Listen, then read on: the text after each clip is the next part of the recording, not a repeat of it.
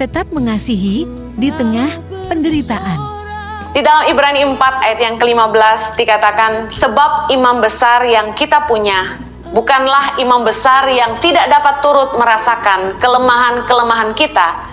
Sebaliknya, sama dengan kita, ia telah dicobai, hanya tidak berbuat dosa. Tahukah Anda bahwa Yesus melewati semua penderitaan-penderitaan yang kita alami sebagai manusia dalam hidup kita sehari-hari? Oleh karena itulah di dalam Ibrani 4 ayat 15 dikatakan, imam besar yang kita punya itu adalah imam besar yang turut merasakan kelemahan-kelemahan kita. Ketika kita merasa Tuhan tidak mengerti apa yang sedang kita jalani dalam hidup kita, kita akan putus asa. Tapi tahukah Anda bahwa Yesus mengalami semua yang kita alami dalam hidup kita?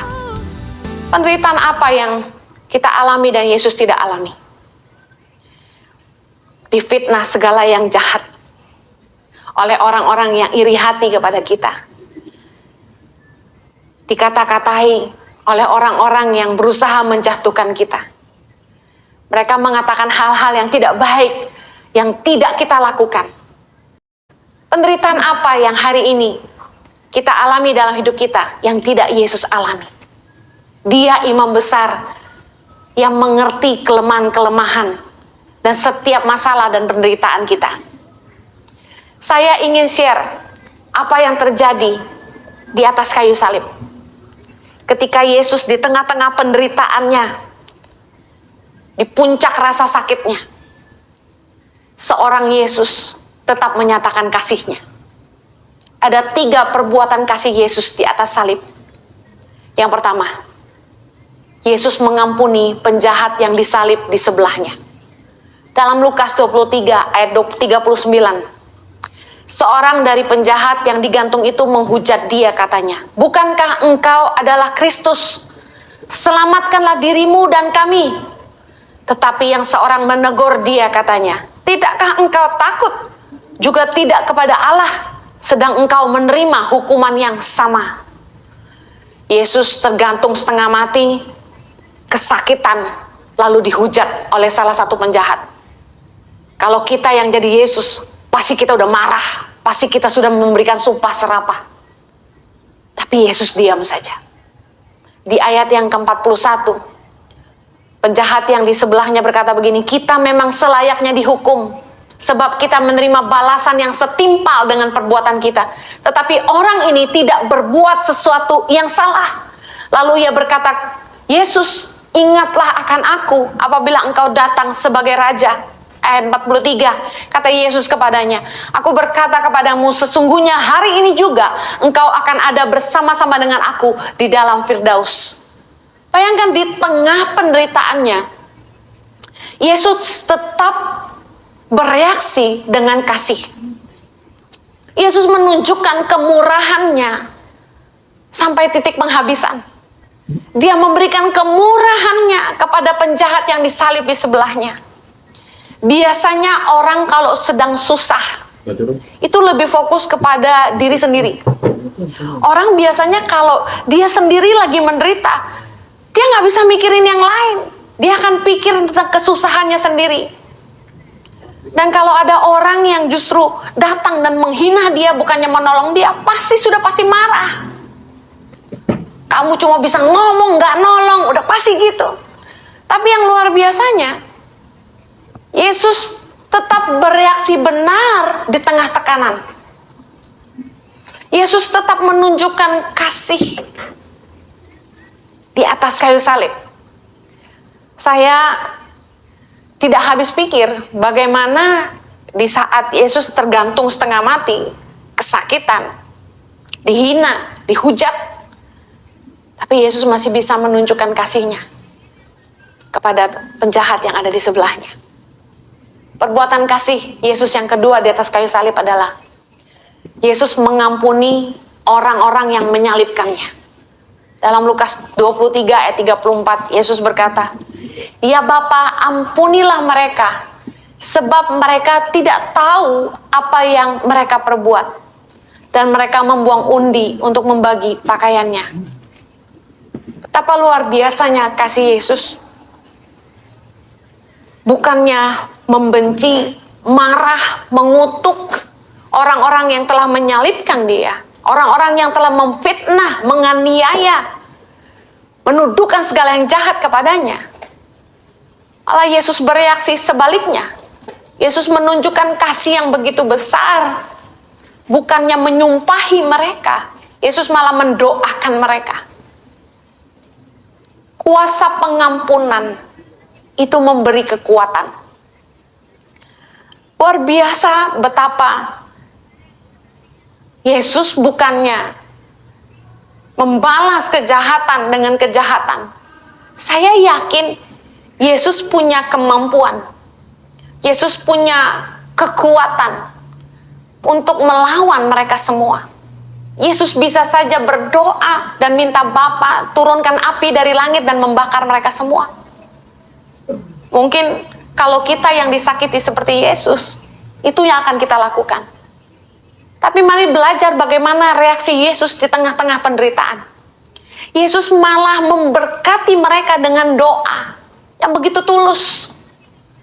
Dalam hidup kita, mungkin kita pernah ngalami kita disakiti sama orang dengan begitu amat sangat sehingga kita sulit mengampuni. Bahkan kata-kata jahat yang orang-orang itu lontarkan kepada kita tidak bisa kita lupakan. Bahkan perbuatan-perbuatan jahat, pengkhianatan, cacian, makian, fitnahan mereka masih melekat di ingatan kita. Tapi dengar baik, Matius 6 ayat ke-12 berkata, "Dan ampunilah kami akan kesalahan kami, seperti kami juga mengampuni orang yang bersalah kepada kami." Di dalam doa Bapa kami, Yesus mengajarkan kepada kita bahwa apabila kita ingin diampuni oleh Bapa di sorga, kita harus terlebih dahulu mengampuni orang yang bersalah kepada kita. Sebagai manusia, ketika kita disakiti, reaksi kita adalah ingin membalas. Meskipun kadang-kadang cara kita sedikit rohani, kita pakai istilah, "Ya Bapa, aku memberkati dia, aku menaruh bara api di atas kepalanya."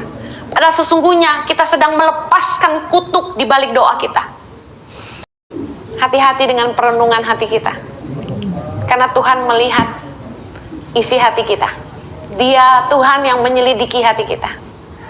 Jangan mengharapkan yang jahat terjadi kepada musuhmu. 1 Petrus 3 ayat yang ke-9. "Dan janganlah membalas kejahatan dengan kejahatan atau caci maki dengan caci maki.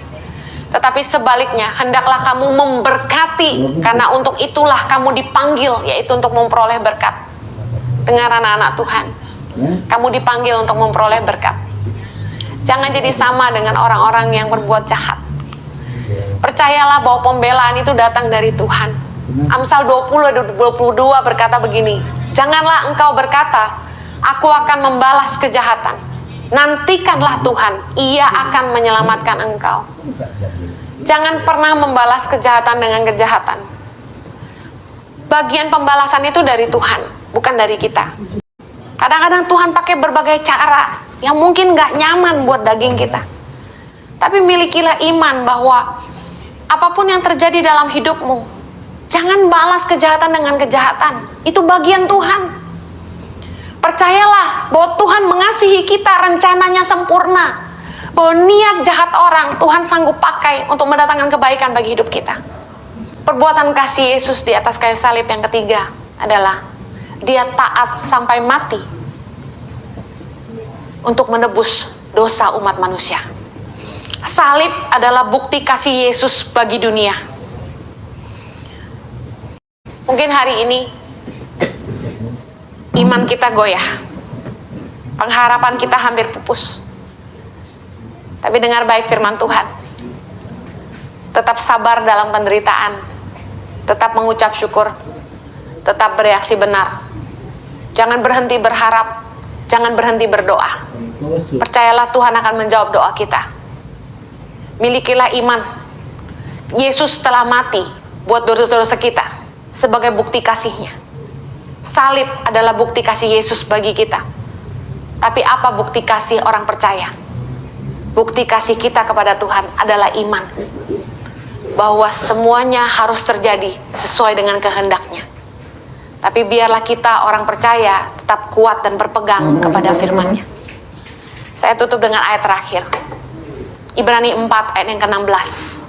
Sebab itu, marilah kita dengan penuh keberanian menghampiri tahta kasih karunia, supaya kita menerima rahmat dan menemukan kasih karunia untuk mendapat pertolongan kita pada waktunya.